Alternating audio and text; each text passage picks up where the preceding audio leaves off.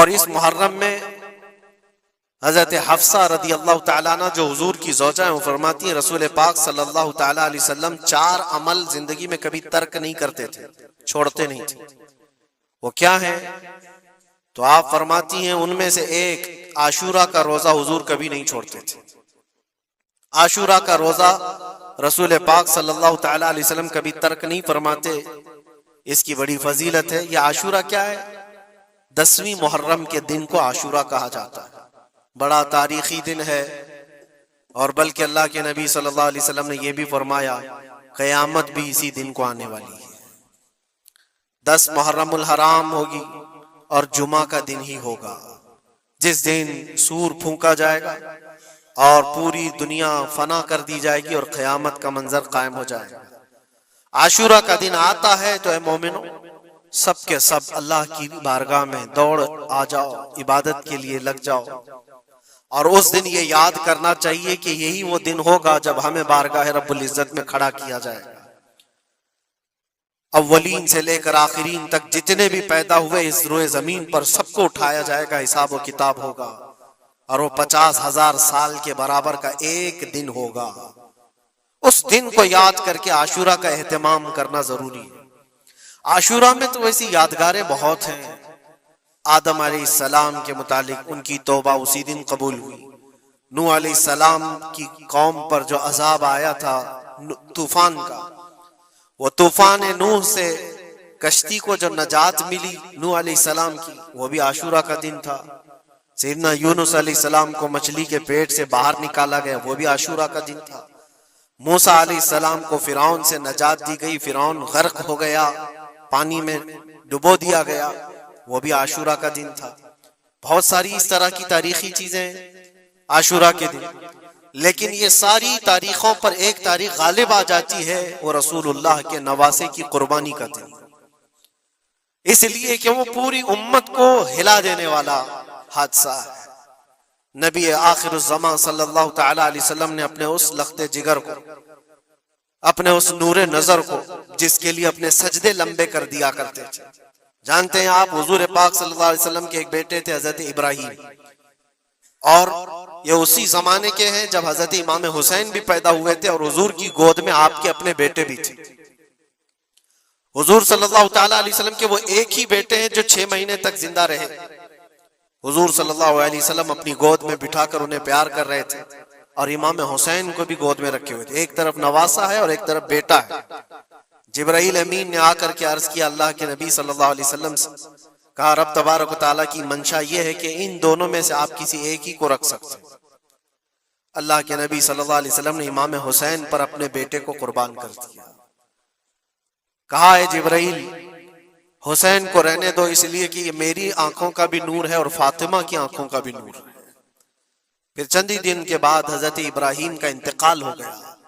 آپ اندازہ کریں جس حسین اعظم کے لیے رسول پاک صلی اللہ علیہ وسلم نے اپنے بیٹے کو قربان کیا، اور مدینے کی گلیوں میں جس کو اپنے کندھوں پر اٹھا کر سوار کرتے تھے، امام حسین حضور کے صلی اللہ تعالی علیہ وسلم کے کندھوں پر سواری کیا کرتے تھے۔ دوش نبوت جن کی سواری ہو، اندازہ کر سکتا ہے کوئی؟ اس حسین اعظم کے چرچے مدینہ طیبہ میں بچپن میں ہی عام تھے۔ صحابہ اکرام رضوان اللہ تعالی علیہ مجمعین دیکھتے تھے، کبھی حضور صلی اللہ تعالی علیہ وسلم مسجد نبوی تشریف لاتے تو یہ دونوں شہزادے حضور کے جبے پر لٹکے ہوئے آتے تھے۔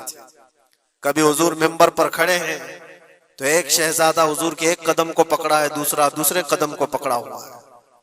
یہ تو ان کی پرورش تھی جو بچپنے کی تھی۔ صحابہ ان کی اس بچپنے پر رشک کیا کرتے تھے، اور صحابہ اکرام رضوان اللہ تعالی علیہ مجمعین ادب حد درجے کا کرتے تھے۔ آپ کو میں بتاؤں ادب تو ایسا تھا اہل بیت اطہار کا۔ امام حسین کی عمر چھوٹی سی تھی، امام حسین، اور ایک زمانہ ایسا تھا جب حضور پاک صلی اللہ علیہ وسلم کے وصال کے بعد حضرت ابو بکر کا زمانہ آیا، 2.5 سال آپ نے خلافت کی۔ پھر اس کے بعد حضرت عمر کا دور خلافت شروع ہوا، اور حضرت عمر کے دور خلافت کو کون نہیں جانتا؟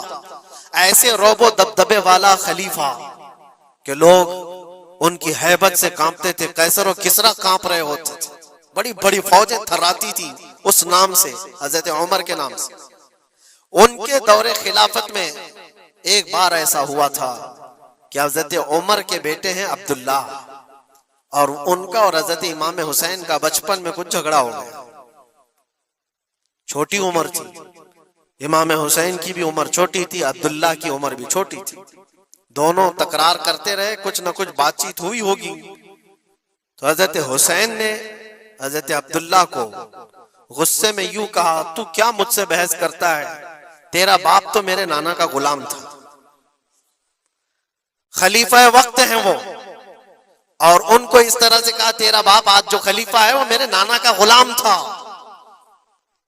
حضرت عبداللہ کو یہ بات لگی، کہا میں یہ شکایت امیر المومنین سے کروں گا.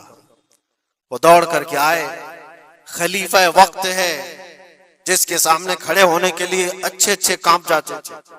بیٹے نے آ کر کے کہا حضرت عمر فاروق سے کہ ابا آج میری حسین سے تکرار ہوئی اور جھگڑے میں انہوں نے مجھے یوں تانا مارا کہ تیرا باپ میرے نانا کا غلام تھا. حضرت عمر اتر آئے کرسی سے اور کہا کیا حسین نے ایسا کہا؟ کہا بالکل ایسا ہی کہا. تو حضرت عبداللہ کہتے ہیں ابا کا جلال دیکھ کر کے میں سمجھ گیا کہ حسین کو سزا ملے گی. کہا جاؤ حسین کو بلا لاؤ. حسین کو بلا لاؤ، انہوں نے یہ کہا ہے میں سننا چاہتا ہوں. حضرت عبداللہ دوڑے ہوئے گئے، چند اور لوگ بھی ساتھ میں آ گئے کہ حسین کی پیشی ہو گئی ہے خلیفہ وقت کے دربار میں. امیر المومنین عمر ابن خطاب نے طلب کیا ہے. حضرت حسین آئے اور وہ شہزادے کے اندر جو رعب و دبدبہ ہے، جلال ہے، جمال ہے، وہ بچپنے سے قائم ہے. رسول اللہ صلی اللہ علیہ وسلم کا لعاب پاک جس نے پیا، خلیفہ وقت کے سامنے آ کر کھڑے ہوئے. حضرت عمر نے پوچھا حسین میرے بیٹے کو کیا آپ نے ایسا کہا ہے کہ تیرا باپ میرے نانا کا غلام تھا؟ حضرت حسین نے کہا ہاں میں نے کہا ہے. ڈر کس بات کا، خوف کس بات کا؟ جو کہا ہے وہ کہہ رہا ہوں، ہاں میں نے کہا. حضرت عمر نے کہا کیسے کہے بتاؤ، کس طرح سے تم نے کہا تھا، بول کے بتاؤ. حضرت حسین نے کہا میں نے عبداللہ سے یہ کہا تیرا باپ میرے نانا کا غلام تھا. حضرت عمر نے کہا اور ایک بار بولو. حضرت حسین نے پھر کہا عبداللہ تیرا باپ میرے نانا کا غلام تھا. حضرت عمر نے کہا اور ایک بار بولو. 3 بار بولنے کے بعد ان کے دونوں بازو پکڑ کر کے گھٹنے زمین پر ٹیک دیا. حضرت امیر المومنین کہتے ہیں میری بخشش کے لیے تمہارے جملے ہی کافی ہو گئے. آپ نے جو مجھے سند دی ہے اے حسین، بس یہ جملہ کل قیامت کے دن بھی کہہ دینا جب میرا حساب ہو رہا ہو، تو اتنا کہہ دینا عبداللہ کا باپ عمر میرے نانا کا غلام تھا. اس لیے کہ رسول کریم صلی اللہ علیہ وسلم نے فرمایا ہے الحسن والحسین سیدہ شباب اہل الجنہ، حسن اور حسین جنتی جوانوں کے سردار ہیں. یہ جسے اجازت دے دیں وہ جنت میں چلا جائے گا، جسے یہ کہہ دیں وہ کہ یہ میرے نانا کا غلام ہے. مجھے بتاؤ میرے عزیزو، اس حسین اعظم کی بات میں کر رہا ہوں، وقت کا باروب خلیفہ امیر المومنین عمر ابن خطاب، جن کے سامنے گھٹنے ٹیک کر کے بیٹھے اور کہے یہ جملہ دوبارہ کہو، ان کا مقام کیا ہو سکتا ہے؟ حد درجے کا ادب صحابہ اکرام کے اندر تھا. اور ایک مرتبہ ایسا بھی ہوا تھا، حضرت عمر ممبر پر کھڑے تھے، حضرت امام حسین اپنے گھر سے دوڑتے ہوئے آئے. یہ وہ منظر تھا جب انہوں نے اپنے نانا کو ممبر پر خطبہ دیتے ہوئے سنا ہے. زمانہ انہوں نے آنکھیں کھولی ہیں حضور کی گود میں، بچپنا پایا ہے رسول اللہ کے گھر میں، اور دیکھا ہے سب سے پہلے خطبہ دیتے ہوئے تو اپنے نانا کو دیکھا تھا. لیکن جب رسول کریم صلی اللہ علیہ وسلم کی وفات ہو گئی تو پورا اندھیرا سا چھایا ہوا تھا. حضرت امام حسین ان کے متعلق ہے کہ ایک بار حضرت عمر ممبر پر کھڑے تھے، وہ دوڑتے ہوئے آئے مسجد میں. حضرت حسین کو ایسا لگا کہ رسول اللہ خطبہ دے رہے ہیں. وہ یادیں کہاں سے جاتی جو رسول اللہ کو خطبہ دیتے ہوئے دیکھا تھا.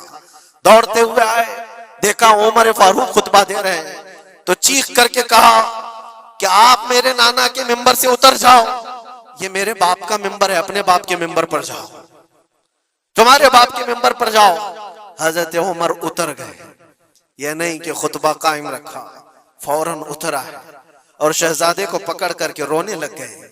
سچ کہا ہے حسین، یہ ممبر تو تمہارے گھر کا ہی ہے، یہ ممبر تمہارے باپ کا ہے، تمہارے نانا کا ہے، اور انہوں نے یہ عزت بخشی ہے ہمیں کہ ہم اس ممبر پر کھڑے ہوتے ہیں۔